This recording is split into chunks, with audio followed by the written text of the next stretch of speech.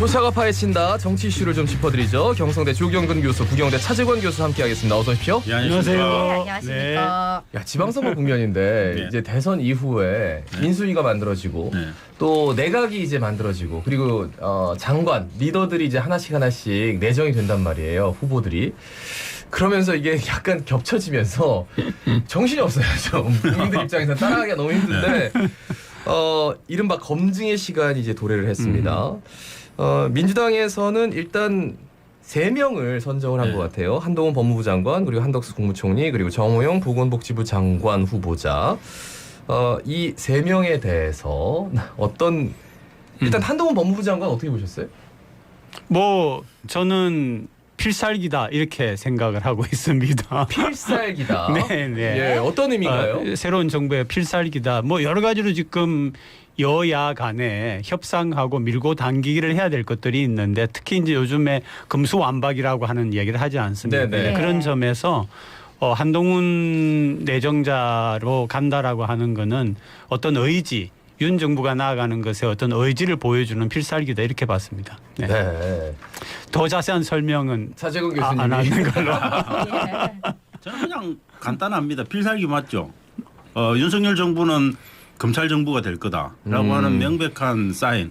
그거는 사실 뭐 여러 가지 기술, 영공서 이런 거 다 뛰어넘고 내가 가장 아끼던 부하 하나 심어서 검찰공화국을 완성하겠다라고 하는 윤석열 정부의 저는 강력한 의지. 그거에 누구도 생각하지 못했던 카드인 것 같긴 해요. 왜냐하면 저는 그럼에도 불구하고 예전부터 아마 윤 당선자의 심중에는 내가 당선되면 법무부 장관은 최소한 한동훈으로 간다. 이런 생각이 저는 굉장히 강했다고 생각합니다. 그러니까 검찰총장이나 네. 서울중앙지검장 정도로 생각하고 왜냐면 기수가 있으니까. 통상 그게 맞죠. 네. 중앙지검장 정도 거쳐서 검찰총장 가는 게 맞는데 그렇죠. 예. 제가 볼 때는 법무부 장관이 앉힌 이유는 한동훈 개인에 대한 아끼는 심정도 있고 저는 앞으로 정치를 한다든지 그런 데 대해서 열어주는 측면도 있고 그다음 법무부라고 하는 것은 기본적으로 민정수석실의 어떤 기능 없어지니까. 일부하고 인사적인 네. 기능하고 그다음에 검찰을 통제하는 기능하고 그다음에 좀 사법행정 전반에 대한 부분하고 이 세 가지를 완전히 하나로 합쳐가지고 그렇죠. 바로 윤석열 대통령과 연결되는 직보체계 이걸 통해서 검찰을 완벽하게 통제하겠다라고 예. 하는 생각이 있기 때문에 이 과정에서는 민주당의 검수완박이 제일 걸리는 거죠. 예. 그러니까 이제 물론 그 가장 핵심 거죠. 당선인 본인이나 아니면은 정말 안에 있는 몇 소수는 알고 있었다라고 볼 수가 있는데 그러나 또 이렇게 볼 수가 있을 것 같습니다. 지금 바로 앉히느냐 아니면은 조금 이기 앉히느냐라고 했는데 이제 지금의 그 민주당이 검수완박으로 나오니까 저는 필살기로 이걸 썼다 이렇게 본다는 말씀입니다. 그러니까 오히려 검수완박에 대해서 네. 한동훈 법무부 장관 임명 자체가 그러니까 검수완박으로 갈 수밖에 없게끔 또 더 저는 불을 서로 멍군 장군 이렇게 네네, 그렇게 있는 해석하는 분들도 예, 예. 있더라고요. 네, 네. 예. 근데 정호영 후보자 얘기를 좀 해보겠습니다. 이분은 보건복지부 장관 후보자인데 이분 처음에 이제 얘기할 때 40년 직이다. 근데 지금 40년 직이가 아니다. 뭐 이렇게 해서 또 39년직이겠죠. 아이고 반올림 안 했어요? 그것보다 근데 이제 이분이 지금 살아온 이력이나 네, 네. 뭐 자녀가 편입학하는 모습도 그렇고 굉장히 그 조국 사태까지 겪으면서 했던 아빠 찬스 예, 이런 것들에 대해서 얘기가 안 나올 수가 없게끔. 근데 많은 분들이 네. 예를 들어서 그냥 우리가 흔히 아는 그런 학과였으면은 막 그렇게까지는 아니었을 거예요. 근데 이제 대부분의 분들이 뭐 저도 포함해가지고 의과대학이 편입이 있었어? 왜냐면 의과대학 들어가는 것 자체가 대한민국에서 얼마나 어려운 제일 어렵죠. 일입니까? 네. 네. 그런데 거기에 편입이 있었단 말이야부터 시작을 해가지고 그때 그 아버지가 그런 위치에 있었어? 그런데 자녀들이 그렇게 됐어? 라고 하고 보니까 최소한 지금 도덕성의 문제에 대해서는 국민들 대다수가 의심의 눈초리로 볼 수밖에 없는 부분이죠. 제가 볼 때 면접 보는데 다 누군지 알고 봤다는 정확히 아니 대학에 계시니까 네, 편입학을 해요. 그러면 이제 절대 다수의 사람들이 이제 뭐 A룸, B룸, C룸 해가지고 한 3번에 걸쳐서 뭐 만약에 면접을 한다. 그러면 진짜 전혀 모릅니까? 블라인드 테스트 아니요, 그게 아니라 특히 이제 다 알죠. 아는데 알죠. 그런데 의대 같은 경우에는 아시다시피 도제적이거든요. 이 의대의 구성원들이 이렇게 충원되고 해 나가는 걸 보면은 일반 학과와는 다르게 굉장히 도제적인 형식을 띠기 때문에 그러니까 위에 아마, 그러니까 위에 본인이 가르쳐주는 그 의사가 좀 절대적일 수밖에 없다. 이분한테 안 배우면 안 되니까. 네, 그러니까 네. 그런 뭐 도제적이다. 관계들도 있고 저는 뭐 그런 예컨대 면접 과정에서의 그런 어떤 그 만점 몰아주기도 있지만 저는 뭐 아들 같은 경우에는 병력 관련한 거는 네, 네, 명백하게 네. 정말 일반 국민 정서에서 봐도 저건 딱 그냥 면탈하려고 했구나 하는 게 그냥 보이는 겁니다. 그거는 뭐 진단서의 내용이라든지 뭐 이런 것들만 보더라도 알 수 있고 그다음에 협착증이라고 하는 정세 속에서도 19시간 다 수업 들으면서 40시간 인턴 근무까지 하는 불가능하죠. 근데 저는 자녀 2명이 다 네. 그렇게 네. 편입을 했다는 게 좀 아니, 그것도 그러니까 뭐 심각하지만 말이에요. 한 명도 아니고 예. 그리고 그때 딱 편입이 있었다는 게 많은 사람들이 좀 갸우뚱할 수밖에 없는. 예. 그런데 이게 이제 네. 우리가 지금 와가지고는 도덕성 얘기가 나오는데 위법이냐 위법이 아니고 도덕성 문제면은 뭐 그렇지 않느냐 이렇게 하는데 그게 아니라 사실은 도덕성 문제라고 하는 게 굉장히 중요한 부분이다라고 하는 걸 이번에 새롭게 우리 모두가 깨달았으면 저는 이건 좋겠다는 단순한 거예요. 네. 도덕성의 문제만은 아닌 것 같아요. 저는 위법한 측면들을 분명히 밝혀낼 수 있는 여지들이 저는 있을 거다 그렇게 봅니다. 사실 그 단독으로 나왔지만 자진 사퇴 얘기가 나왔다가 다시 그거를 좀 걷어들이는 건지 아닌지 는 모르겠어요. 오본지. 그런데 끝까지 가겠다. 청문회에서 말씀드리겠다. 이런 식으로 지금 뭐 배현진 대변인도 그렇게 얘기를 하고. 근데 참 안타까운 게 네. 처음에 이제 이 조각을 해 나갈 때에 철저한 검증을 해서 후보자를 내세우겠다라고 해놓고는 이런 일이 발생을 하니까 그죠? 야 이건 뭐 언제까지 계속 이렇게 정부를 조각하는 게 특히 이제 첫 번째 정부의 조각부터 이렇게 되느냐라고 하는 실망감이 아니, 좀 근데 크죠. 대통령이 되실 분에 40년 직이면 검증하시는 분들도 엄청나게 부담스럽죠. 그런데 제가 대통령이라면 예. 그 정도 명단 올라오면 야 다음에 하자. 이분 40년 직이라서 가까운 내가 정말 사람이면. 챙겨야 되는 사람이면 네네. 한 3, 4기 내각 정도에 넣자라고 하고 아마 물렸을 겁니다. 그런데 가장 자기가 아끼던 직위와 친구와 동문 후배와 그다음 자기가 정말 수족같이 부리던 부하를 일기 내각 그것도 정말 선명하게 윤석열가 어떻게 나갈 거라고 하는 걸 보여주는 일기 내각에 통합과 이런 것들을 외치는 그 내각에다가 집어넣는다는 거는 네네. 저는 난 통합 생각 없어요라고 하는 명확한 그 의지의 표현이다. 뭐 근데 그렇게밖에 이제 국민의힘 내부에서 읽어야 되지 않을까 결단을 싶습니다. 해달라라고 하는데 사실 끝까지 갈 수 있을까라는 의문점이 드는데 이렇게 하다 보니까 다른 후보들에 대한 검증 자체는 좀 전체적으로 덮이는 것 같아요. 예, 다른 후보들도 근데 뭐 정의당 같은 경우는 김인철 후보도 그렇고 그다음에 김현숙 후보도 그렇고 데스노트에 두 명을 더 넣었는데 넣었죠. 이분들 같은 경우는 말한 것들 그렇죠. 이런 것들 내용 뭐 물론 서로가 김현숙 문제가 됐죠. 후보자가 내정자 같은 경우에는 이제 아들 병역 문제도 조금 남아 있긴 하지만 그건 좀 약하다고 보고 문제는 있지만 다른 분들은 좀 제가 볼 때 문제가 좀 적은 부분들이 있고 그다음에 또 우리 귀에 쏙 들어올 만한 분이 안 계세요. 관심을 끄는 분이. 그만큼 제가 볼 때는 그래 일기 내각에 이 정도는 스타야라고 하는 분을 못 뽑았다는 이야기죠. 근데 정호영 예. 그 후보자는 좀 너무 보인다. 그렇게. 그분은 네, 제가 볼 때는 솔직히 개인적으로 정말 40년지기 친구의 우정을 생각해서라도 스스로 그냥 물러나시는 게 맞아요.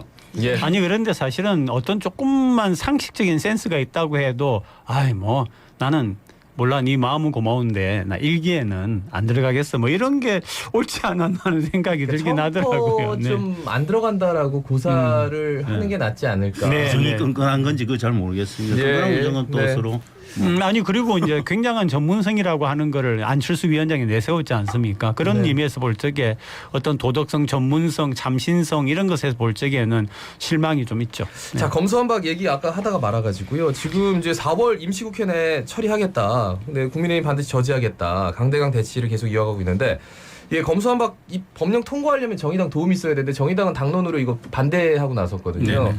그러면은 임시국회에서 통과가 가능할까요? 어떻게 보세요? 뭐 충분히 하겠다면 의지만 있으면 저는 할 수 있는 방법은 여러 가지 있습니다. 정의당을 넣어서 180석 넘게 해가지고 갈 수도 있는 거고 아니면 임시국회 계속 잘라가지고 가는 방법도 있고 그 기술이라고 하는 거는 다양할 수 있고 그런 거에 비하면 국민의힘이 막아낼 기술은 없고 그러니까 국민의힘은 계속 국민 정서에다가 기대해서 여론전을 통해서 아마 피해 나갈 건데 저는 민주당의 의지만 명확하면 되는데 저는 민주당의 의지는 명확해야 된다. 왜냐하면 이번에 다시 돌아가면 그건 바보 민주당이 되는 거죠. 그래서 물론 이제 조정 과정에서 안 조정 과정에서 정의당이 중재를 하고 그 속에서 몇 개를 고치거나 이런 것들은 할 수 있지만 저는 법안 자체를 완전히 되물리고 그냥 발의 자체를 그걸 안 해버리거나 뭐 본회의에 시도조차 안 하거나 이런 네네. 거는 민주당에 대단히 치명적일 거다. 지금 대통령과의 면담을 통해서도 이제 국회의 과정을 보자라고 했고 또 국회의장이 중재를 하고 있기 때문에 아마 이 여러 개의 항목 중에서 몇 개는 조정이 되는 그런 상태로 일단 그 본회의에 회부가 될 거라고 생각을 하고요. 만약에 현재 있는 상태로 금수완박 모든 항목이 되어 가지고서 이게 통과가 된다라고 하면은 한동훈을 포진시킨 그 모든 전략과 전술이 이제 사용이 되겠죠. 네. 그러니까 6개 중에 뭐 이렇게 딜을 할 수 있는 부분이 있다 이렇게 보시는 거예요? 뭐 그럴 수도 있고 아니면은 그 중수청을 누구의 통제하에 두게 할 건가라든지 뭐 저는 하여튼 그 지금 검찰에서 이야기하는 오늘도 권성동 원내대표가 이야기하는 바는 6대 중대범죄를 놓치면은 기본적으로 이 세상이 부정부패로 물들고 공무원 전혀 관료들 통제 못하고 정치인 통제 못한다라고 이야기를 하는데 제가 거꾸로 묻고 싶은 거는 그럼 지금도 버젓이 위법한 것들을 저지르고도 살아남은 사람들은 왜 살아남았는지 그렇게 훌륭한 검사들이 그렇게 살아남아도 그렇게 그 했는데 이제는 더 안 될 거 아니냐. 아니 민주당 입장에서는 그렇죠. 도이치모터스 주가 조작 명백하게 보이는데 그것에 대해서 전혀 말 한마디 안 하는 검사들은 도대체 뭐 하는 검사들입니까? 또 이야기 안 하겠습니까? 한편으로는 이런 걸 보다 보니까 공수처는 어디로 갔는지 모르겠어요. 예. 그러니까요. 공수처 어디 갔습니까? 공수처는 어디 갔는지 모르겠어요. 예. 예, 이어서 국민의힘과 국민의당 합당 이야기 좀 해볼 텐데 예. 선언했지 어떻게 보십니까? 뭐 합당이 갈 거고요. 이제 그래서 안 위원장 같은 경우는 이번 내각에서는 좀 본인이 원한 추천한 사람들이 안 들어갔기 때문에 결국 합당의 과정 속에서 본인이 역할을 하려고 하는 그렇게 할 건데 그것도 사실은 이제 국민의당 입장에서 볼 적에 국민의힘은 굉장히 거대한 그런 당이기 때문에 과연 얼마나 잘해 나갈지 하는 것은 안철수 위원장의 능력에 달렸다라고 보고 있습니다. 저는 네. 국민의당 합당은 국민의당이 스스로 서서히 삼겨져가는 속단으로 걸어 들어간 케이스다 그렇게 봅니다. 아마도 미지근한 온도 조절을 통해서 미지근한 물에서부터 때는 물까지 아주 끓는 물까지 아마 국민의힘이 아마 조절을 굉장히 발휘 조절을 잘하면서 결국은 삶아서 아마 데쳐 먹을 겁니다.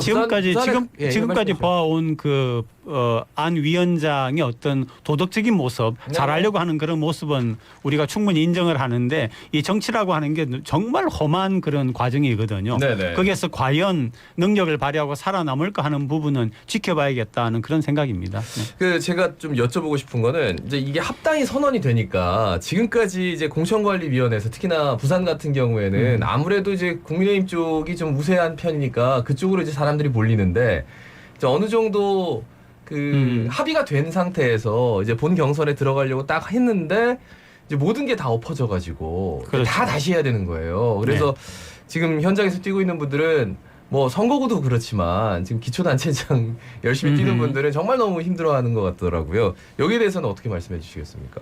저는 뭐 기본적으로 국민의힘 같은 게 이제 민주당은 저는 일사불란하게 가는 측면이 있는 게 네네. 아무래도 이쪽에서는 약한 부분이 있어서 현역들이 앉아 있는 자리를 그대로 프리미엄을 인정하고 다 하기 때문에 단수 공천도 많고 그래서 큰 문제는 없는데 저는 가장 큰 문제는 그쪽이라고 봅니다. 국민의힘이라고 보는데 국민의힘은 그만큼 가능성이 높다라고 보기 때문에 네네. 경쟁 구도가 치열해지고 그 속에서 공천과 관련된 잡음들이 계속 일어날 수밖에 없지 않을까. 저는 이 현상은 뭐 끝까지 지속될 현상이다 그렇게 봅니다. 거기다가 이제 합당의 어떤 출발점이자 시금석이 되는 부분이 안 위원장 같은 경우에 부산 출신이지 않습니까? 그렇죠. 그렇기 때문에 어느 정도의 국민의당 출신들의 그런 지분을 확보를 해야 되는데 여기서부터 이제 출발을 하겠죠. 네. 그러니까 아무래도 지금 뭐 다른 곳 지역보다는 네. 안철수 인수위원장의 그 지인들 특히나 계속해서 지지했던 지지 세력들이 상대적으로 많은 부산이 과연 공천이 어떻게 이루어지느냐. 그렇죠. 근데 그 시금석이 될수 공천권도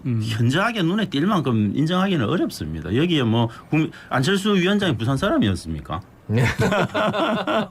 아니 저기 안철수 위원장 그 아버님 부친 별세하셨죠. 아니 거기다가 저는 그런 존재감 자체를 느끼지 못할 정도로 그렇지. 안철수 그런 위원장의 말씀이지. 저는 정치적 존재감이 부산에 그닥 크지는 않았다라고 봅니다. 그래서 여기에서 인정할 부분들은 저는 한 두세 개 정도는 충분히 족하지 않을까. 그래서 두세 개나? 그것 자체가 제가 볼 때는 아주 크게 아니 그 기초단체장을 포함한 그 정도 부분에서만 저는 인정하지 그 이상 인정하기는 국민의힘 쪽에서도 네네. 어렵고 국민의당도 그렇게 요구하기는 쉽지 않을 거다 그렇게 봅니다. 기초단체장만 두고 볼 때에 두세 개 얻어내면 굉장히 두세 개는 성공적이죠. 어렵습니다. 굉장히 두세 개는 성공적이죠. 아닙니다. 그렇게는 어려울 것 같고요. 네. 예, 부산시장 얘기를 좀 해보겠습니다. 후보 공천 뭐 경선 없이 단수 추천으로 다 공천을 했고 그래서 윤곽이 굉장히 빨리 드러났어요. 일단 민주당은 변성환 전 부산시장 권한대행 그리고 국민의힘은 박형준 부산시장이 이제 본격적으로 선거 레이스에 뛰어들 테고 그리고 정의당 같은 경우는 김영진 이제 정의당 부산시당 위원장 이분이 일찌감치 이제 예비 후보 등록하고 열심히 뛰고 있는데 전체적인 판세 같은 것들 어떻게 보고 계시는지. 그리고 변성환 위원장 같은 경우에는 꽤 저는 우리가 예를 들면 토론회 같은 걸 지켜볼 때 모습이 굉장히 좋겠다. 왜냐하면 박형준 시장이 뭐 우리가 일반적으로 볼 때 아는 것도 많고 말도 잘한다라고 하는데 변성환 전 대행 같은 경우에도 네네. 그런 그 캐릭터를 갖고 있기 때문에 두 분이 이렇게 토론 과정에서 부산을 위해서 토론 주고받고 하는 것 속에서는 시민들이 굉장히 좋은 그런 느낌을 가질 수가 있다라고 하는 점에서는 좋은 대안인데요. 네네. 다만 그 한 분이 아니라 두세 분이 나와가지고 경선을 했다라고 하면은 다른 여러 측면에서의 어떤 자원이 확보가 될 텐데 한 사람만 있다라고 하는 그런 부분이 참 좀 안타깝죠. 아쉽고. 예. 저는 변성환 권한대행 같은 경우는 잃을 게 없잖아요. 사실 잃을 게 없기 때문에 잃을 게 없는 사람이 제일 무서운 겁니다. 그래서 저는 변성환 권한대행은 정말 아주 맥시멈 커패시티로 그냥 활용. 붙으면 그런 예. 최대 하력으로 뭐 붙어도 충분히 정말 선전할 정도의 수준은 되지 않을까. 그리고 예. 여기서 혹시 뭐 안 된다 하더라도 다음에 자기 정치적 입지, 그러니까 부산에서 자기 정치적 존재감을 만드는 완전히 데는 확보가 굉장히 되는 큰 거죠. 아마 근데 기회가 아마 될 것 변성환 전 같아요. 부산시장 권한대행도 어떤 그 예비 학습 효과라고 해야 되나요? 이제 보궐선거에서 경선을 치르면서 본인의 이름값을 올렸고 그렇죠. 또 여담입니다만 국민의힘 쪽에서도 박성훈 전 경제부시장 같은 경우에도 이름값을 좀 올렸고 이름을. 그렇죠. 근데 이번에는 이제 본선이란 말이에요. 네.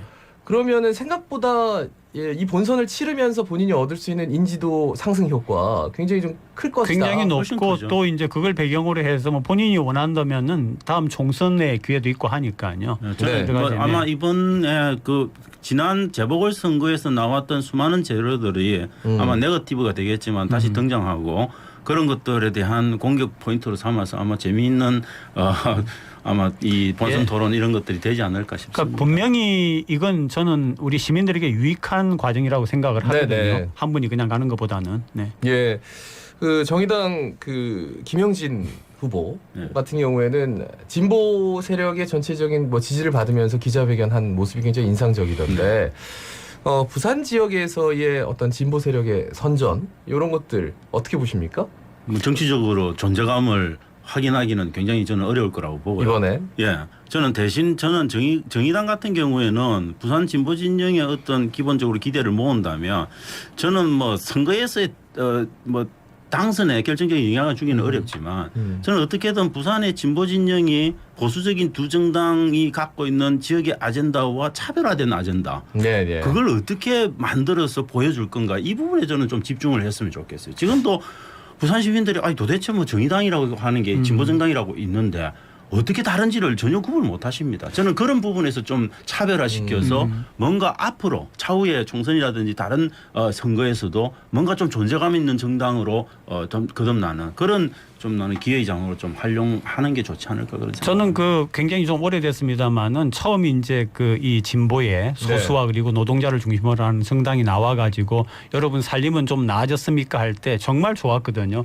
저도 그때 찍었습니다. 그쪽을 네네. 찍고 했는데 지금의 진보 정당 같은 경우에는 비판은 있지만은 그 비판도 좀 어색하고 대안이 없는 게 참 문제인 것 같아요.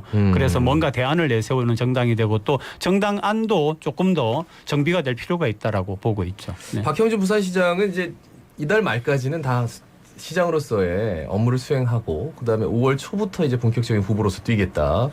그러니까 시장 업무 수행하는 게 제일 도움이 되겠죠. 아, 그렇죠. 뭐 시장 업무 수행 자체가 그분한테는 선거운동이라고 보시면 되죠, 사실은. 예. 선거운동 가장 효율적인 선거운동이. 그리고 2035 월드엑스포 뭐 여기 문제가 또 많고. 네. 또 가덕도 지금 큰 문제가 또 생겼죠. 국토부로부터 지금. 그렇죠. 여러 가지 사전 타당성 문제 제기가. 조사에서 2035년 네, 네. 개항이라고 해가지고 네. 이런 문제들을 이제 좀 풀어내는 모습을 보이는 것 자체도 굉장히 좀 역량이죠. 그렇죠. 네. 그런 것들을 뭐 윤 당선자나 아니면 대통령이 되고 나서 윤 대통령한테 가서 좀 뭐 단판을 짓는다거나. 이끌어내고 하는 네. 그런 모습들 속에서 뭔가를 보여줄 수는 있겠죠. 예. 앞으로 남은 그러면 부산시장 선거나 아니면 부산시 그 지방선거의 어떤 변수랄까요? 뭐가 있을까요? 어떻게 보세요? 저 같은 경우는 제일 중요한 게 국민의힘 지금 현재는 저는 좀 기울어진 운동장 6대4 구조가 아마 갈 거다라고 보는데 그걸 그게 이제 바뀌는 방법은 민주당이 어떤 노력을 하느냐에 따라서 좀 달려 있는 것 같지는 않고 저는 국민의힘 달려 있는 것 같지 내부에서 않고, 예. 제게 개인적으로 냉정하게 그렇게 평가합니다. 예. 그런데